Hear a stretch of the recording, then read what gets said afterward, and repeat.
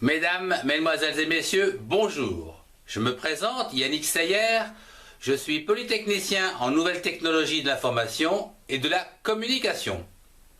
Dans ce cours de chimie générale sur la structure de la matière, je voudrais vous présenter un cours d'initiation sur la configuration électronique des atomes des deux premières couches électroniques K et L. Mais auparavant, un petit rappel. Un atome est formé d'un noyau,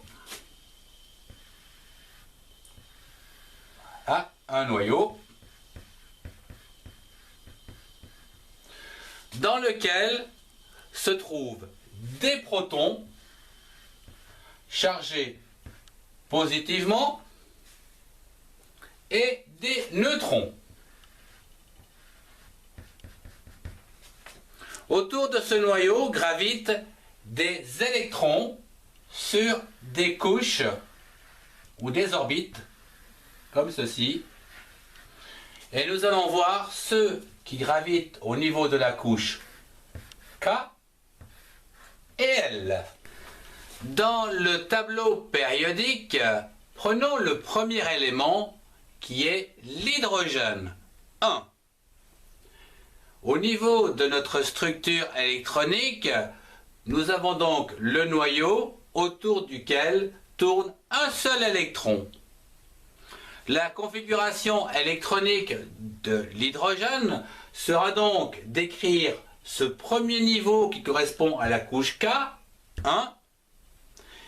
Le sous-niveau, ce sera un type S, et le nombre d'électrons sera égal à 1. Ici, nous aurons donc pour l'hydrogène un S1. Pour le deuxième élément de notre tableau périodique, l'hélium, He2, il se trouve que nous avons deux électrons qui gravitent autour du noyau. Nous sommes toujours sur le premier niveau, c'est-à-dire la couche K, donc 1. Le sous-niveau, c'est toujours S, et nous avons deux électrons. Donc ici, nous écrirons un S2 pour l'hélium. Nous avons vu la première ligne du tableau périodique. Voyons à présent la deuxième ligne de ce tableau, avec le troisième élément qui s'appelle le lithium, Li3. Il a 3 électrons. Il faut savoir que la couche K est saturée avec 2 électrons, comme nous avons vu dans un précédent cours. Ici, nous rajoutons donc une couche supplémentaire que l'on appelle L. Ce qui veut dire qu'au niveau de la configuration électronique, nous avons toujours un S2, puisque nous avons toujours nos 2 électrons, et un deuxième niveau à présent correspondant à la couche L, 2S, qui est un sous-niveau, 1, car il n'y a qu'un seul électron dans cette deuxième couche, c'est-à-dire le deuxième niveau. Le quatrième élément, le beryllium, Be4, lui possède 4 électrons, à savoir 2 sur la couche K et 2 sur la couche L. La configuration électronique ne change pas pour le premier niveau. Quant au deuxième niveau, il devient 2, toujours, S en sous-niveau, et 2 électrons, ce qui nous donne un S2, 2 S2. Voyons notre cinquième élément qui se situe au niveau de la deuxième ligne et de la troisième colonne du tableau périodique. Il s'agit du bord B5. Dans ce dernier, nous pouvons trouver 5 électrons qui gravitent autour du noyau. Les deux les plus au centre sur la couche K que nous avons écrit sous la forme de configuration électronique un S2, puis au niveau de la couche L, 3 électrons, à savoir au niveau du deuxième niveau 2s2, ces deux électrons-ci, puis un autre sous-niveau qui intervient, c'est le sous-niveau P, dans lequel nous avons un électron. Ce qui nous donne bien 2 et 2, 4 et 1, 5, nos 5 électrons dans cette configuration électronique. 1s2, 2s2, 2p1. Le sixième élément du tableau périodique est le carbone sur cette deuxième ligne. C6. Il possède 6 électrons, 2 sur la couche K et 4 sur la couche L. La configuration électronique du carbone est la suivante.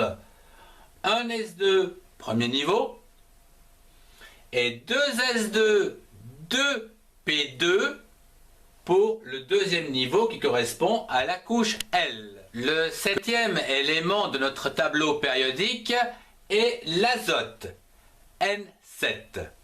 Il possède 7 électrons, 2 sur la couche K qui est saturée et 5 sur la couche L. La configuration électronique s'écrira de cette manière.